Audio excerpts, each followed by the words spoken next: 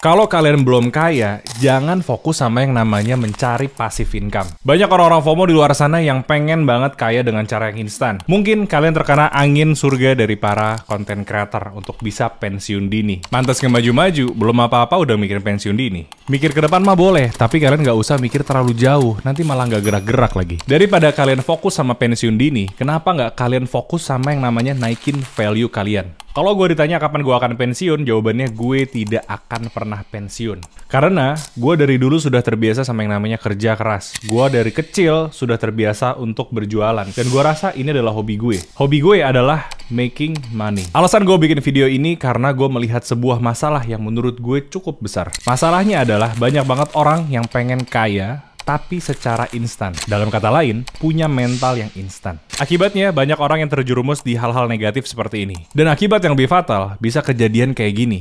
So why can this happen? Salah satu faktor utamanya adalah literasi digital yang sangat minim. Orang-orang sering kemakan konten tanpa critical thinking. Dan ini sangat bahaya. Dan ini sekedar contoh yang gue tahu ya. FYP di China dan di Indonesia itu sangat amat berbeda. Di China, kita akan mendapatkan FYP tentang edukasi. Sedangkan di Indonesia, kita akan kena FYP, hiburan, entertain, gosip, dan lain sebagainya. Mungkin algoritma menyesuaikan karena di Indonesia, secara data, mempunyai IQ yang rendah. Contohnya, konten gue yang kayak gini, mungkin akan ada banyak orang yang ngehujat gue, entah gue dibilang sok kaya, entah gue dibilang sok tahu, dan lain sebagainya. Gue nggak peduli kalau orang nggak suka sama gue, as long as advice gue bisa bantu banyak orang. Mungkin karena kita masuk di dunia yang serba instan. Contoh, zaman dulu, saat kita mau makan, kita perlu pakai pakaian yang rapi, kita perlu manasin motor, kita perlu berangkat dan mesen lalu makan. Tapi sekarang, kita masuk ke journey yang serba instan, yaitu adalah pencet tombol untuk order makanan. Dan di saat makanan itu telat 2 menit atau bahkan 3 menit, di situ banyak dari kita yang komplain kan? Bayangin, dengan semua yang serba instan, itu bisa merubah mental kita. Dari yang tadinya punya mental yang sabar, jadi nggak sabaran. Dan pertanyaannya adalah bagaimana cara kita bisa terhindar dari sebuah mentalitas yang instan seperti ini. Yang pertama kita harus sadar bahwa untuk nyari uang, kita perlu yang namanya effort. Dari gue SMA, gue udah sadar sama yang namanya nyari uang itu perlu effort. Makanya gue ngetok door to door untuk jualin produk gue, yaitu cheesecake yang gue jelasin di video sebelumnya. Oke, yang kedua adalah dopamine retention atau delaying gratification. Atau kita sebut saja dengan yang namanya menunda kesenangan. Mungkin kalian sudah banyak melihat ya, fenomena di luar sana, banyak banget dari kita yang dikit-dikit self-reward, dikit-dikit healing. Ini gimana ini konsepnya? Ada masalah dikit self-reward, ada masalah dikit healing. Nih ya, gua aja yang udah punya puluhan karyawan, di saat ada masalah, gua orang yang pertama yang turun ke lapangan langsung. Karena gua percaya, bisnis yang berkembang adalah bisnis yang ownernya turun langsung ke lapangan, nyari masalahnya, solve problemnya. That's why, menurut gue, tidak ada yang namanya bisnis autopilot. Dan belajar sama yang namanya menghargai sebuah proses. Dulu, waktu gue masih jadi barista yang gaji full time-nya hanya 2,5 juta, apakah dulu gue pernah berpikir gue akan masuk ke fase seperti sekarang, di mana gue per bulannya dapat uang miliaran? Jawabannya enggak. Tapi yang gue tahu di saat itu adalah gue hanya melakukan apa yang semestinya gue lakukan. Dan di saat itu, yang gue tahu adalah gue harus terus berkembang. Gue nggak bilang passive income itu nggak bagus, tapi yang mau gue luruskan dan yang mau gue garis bawahi adalah kita harus fokus sama yang namanya active income, baru lo boleh ngomong tuh sama yang namanya passive income. Jangan sampai lo udah ngomongin passive income padahal lo masih nganggur. Dan kalian harus tahu, yang namanya hal baik perlu proses yang panjang. Dan hal itu memang gak gampang, because nothing good in life comes easy. Dan kalian juga harus sabar. Patience is bitter, but its fruit is sweet. Di video ini gue bakal ngasih tahu kalau semua gimana caranya ciptain cash flow dari nol. Semua yang gue kasih tahu di video ini based on my personal experience. Jadi, tolong gunakan critical thinking kalian di saat kalian belajar sama gue. Dan gue nggak cuma ngasih tahu gimana caranya create cash flow dari nol, tapi gue akan ngasih tahu gimana caranya ngembangin cash flow kalian. Kalau lo mau maju, make sure lo tonton video ini sampai habis. Ada yang namanya The Cash Flow Quadrant by Robert Kiyosaki. Ada 4 pilar. Yang pertama adalah self-employee, lalu employee, business owner, dan investor. Di tahun 2017, gue masuk ke kuadran yang pertama, yaitu adalah employee. Gue ngumpulin capital dan naikin value dengan cara menjadi barista. Di tahun 2019, seperti di video gue sebelumnya, gue memulai karir gue untuk membuat sebuah coffee shop kecil di sebuah pulau Natuna.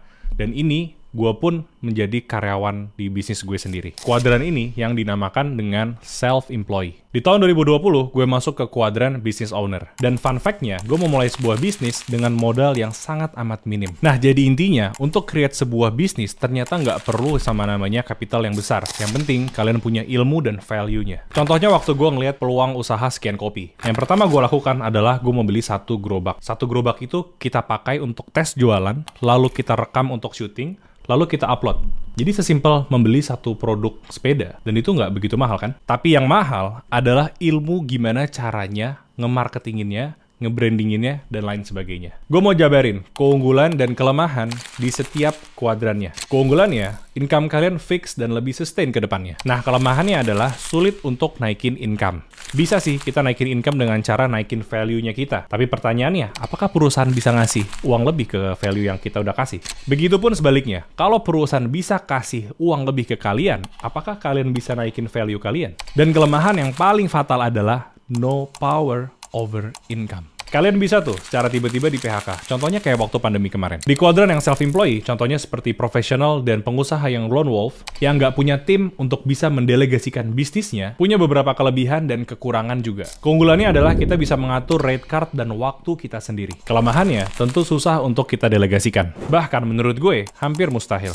Berbeda dengan business owner, kalian bisa men-scale up bisnis kalian dan kalian bisa mendelegasikan usaha kalian. Dan itu adalah sebuah kelebihan dari kuadran business owner. Kelemahannya adalah tanggung jawabnya besar, resikonya besar, dan kita harus adaptif dengan situasi. Dan yang terakhir adalah kuadran investor. Di sini, kalian mendapatkan passive income, dan di sini, kalian mendapatkan time and place freedom. Untuk mendapatkan passive income yang besar, kalian juga harus mempunyai capital yang besar. Dan kita nggak bisa involve langsung untuk men-scale up bisnisnya kan? So, nggak ada kuadran yang buruk. As long kerjaannya halal, why not? Jadi, jangan kebanyakan gengsi dan kebanyakan mikir. Zaman sekarang, nyari kerjaan tuh susahnya setengah mati. Kalau ada orang yang ngasih lo opportunity, ya ambil aja. Kalau yang bisa lo lakuin saat ini adalah jaga kasir, ya lo lakuin aja. Daripada lo ngapa-ngapain, jangan denial sama kondisi lo sekarang. Kalau emang lo butuh, ya kenapa lo harus tunda-tunda? Dulu waktu gue dikasih kesempatan jadi full-time barista, yang digaji cuma 2,5 juta, dan itu gue kerjanya di outdoor, dan tanpa atap, itu gue ambil offernya. Karena cuma posisi itu yang available di saat itu. Yang salah adalah ketika lo nyaman dan berhenti berkembang. Dan tanpa kalian sadari, waktu terus berjalan. Dan banyak loh orang-orang hebat yang memulai karirnya dari bukan siapa-siapa. Mereka hanya memulai dengan apa yang mereka punya saat itu. Contohnya Ray Kroc, sales dari sebuah mesin milkshake yang sekarang dikenal sebagai founder McDonald's. Kalau di Indonesia, kita punya Pak Bob Sadino, berawal dari jualan telur door to door, dan beliau dikenal sebagai owner Kemchik. Contoh lain adalah Raffi Ahmad. Dia memulai karirnya sebagai self-employed, yaitu menjadi artis, dan sekarang yang kita semua tahu, dia mempunyai Rans Entertainment. Jadi intinya, jangan menunggu kesempatan, tapi ciptakanlah kesempatan itu. Apa yang lo punya sekarang adalah sebuah kesempatan yang besar. The art of living is to make the best of what we have. As you can see, sekarang gue belum masuk ke kuadran investor. Bukan karena gue nggak ada uangnya. Gue bisa aja sih invest di saham atau obligasi, tapi gue nggak mau. Saat ini, gue lebih suka untuk invest di perusahaan gue sendiri. Menurut gue lebih baik untuk create sebuah produk, gue besarin, dan gue viralin. Lebih aman dan lebih profit. Nih, gue jelasin ya. Gue punya uang 1 miliar rupiah. Gue punya pilihan nih, antara gue masukin ke obligasi, atau gue masukin ke bisnis gue sendiri. Oke, untuk obligasi,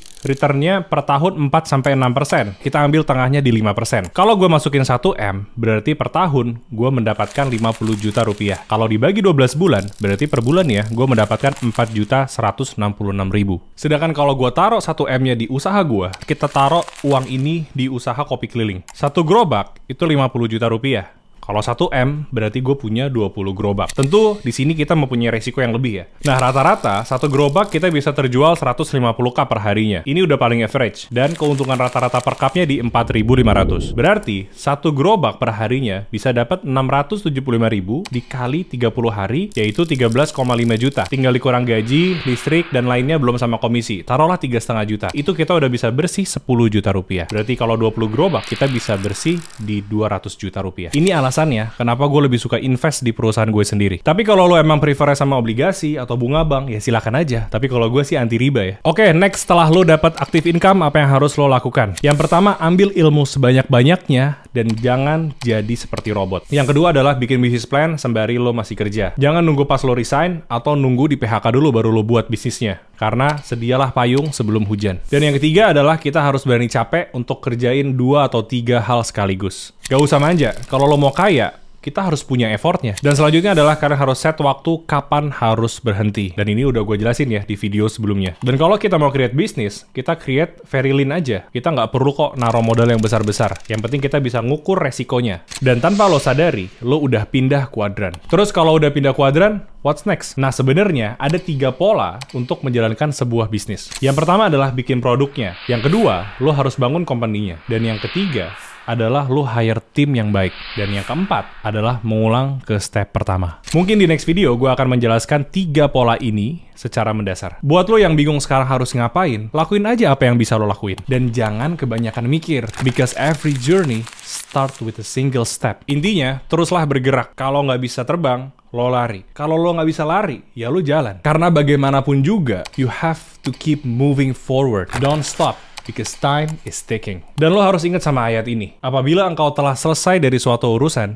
tetaplah bekerja keras. Dan hanya kepada Tuhanmu hendaknya engkau berharap.